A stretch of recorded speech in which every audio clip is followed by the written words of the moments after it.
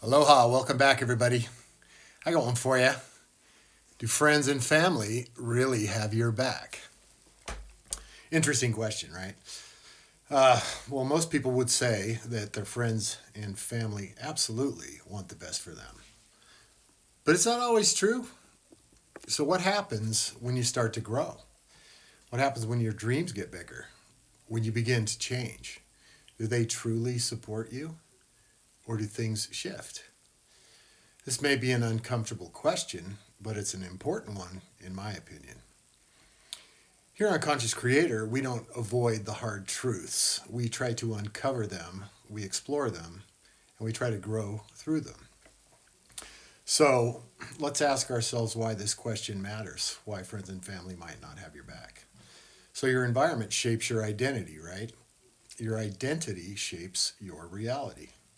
So, the people around you, whether supportive or limiting, directly influence your potential.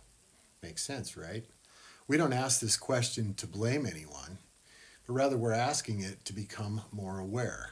We're trying to evolve consciously, right? And to protect our path of transformation. So let's look at the subconscious truth, right? When you start to grow, your transformation may threaten other people's identity. Your growth forces them to face their lack of growth, maybe. Your success, maybe it triggers their feelings of failure. So the subconscious says, if you grow, will you leave me behind? Interesting. And if you change, will you still belong? If you rise, what does that make me? This isn't always jealousy. It's often, mostly, fear, insecurity, and an identity attachment. People don't always resist you, they resist what your growth represents and represents to them. So there are some psychological patterns I think I've discovered along the way. Here are a few patterns that I think you should understand. One is familiarity bias. This means people get attached to the old version of you, and that version feels safe to them, so they want to keep it. The next one is crab mentality. I think you've heard of this. That's crab mentality is when one crab tries to escape the bucket, but the other ones pull it down, and they don't pull it down out of evil, but out of fear of change. The other is projection. They'll say, "That's too risky. What if you fail?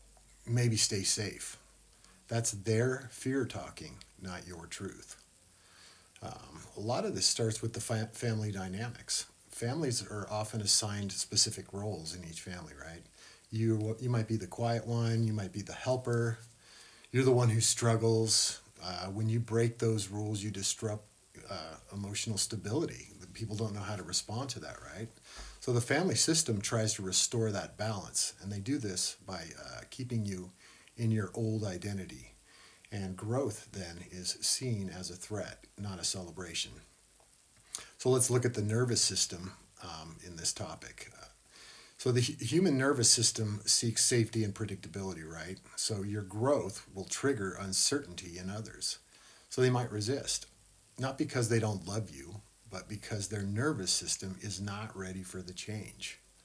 Does this make them bad people? No, it doesn't make your friends and family bad people. It just makes them, well, human. Most people haven't explored their subconscious before. They've probably never done any shadow work. They don't understand why they react the way they do. Love does not always equal alignment. Support does not always equal belief. But that's okay, because the journey of awakening, it's rarely, very rarely a group approved journey. It's more about you. So how do we navigate this experience? Here's how to keep walking your path. One, stop seeking validation. You were not born to be understood. You were born to evolve. Change is normal. You're supposed to change. Two, don't argue. Don't explain. Embody. True embodiment speaks louder than justification. Three, find a new tribe if you have to. People who resonate with your becoming, your journey, not just your history, not your family, right? And four, protect your vision. Not everyone deserves access to your dreams. Keep them to yourself. Five, and most importantly, become your own foundation. Learn to self-regulate, trust your intuition, and have your own back. So I just thought I'd bring this one up. It's interesting to me. So not everyone will celebrate your growth, but that should never stop you from growing. Sometimes your soul will choose a path that only you can understand, and that's okay, until your results speak for themselves. It's not about whether they have your back, but more importantly, it's about whether you have your back. Anyway, this was just a quick one. I thought it was important. Thanks for watching. If this message touched you in any way, share it with someone, somebody that might need it. We are a conscious creator. I am Robert Christopher. Good to see you guys again. Stay conscious, stay courageous, keep creating, and follow the rabbit, baby. Cheers.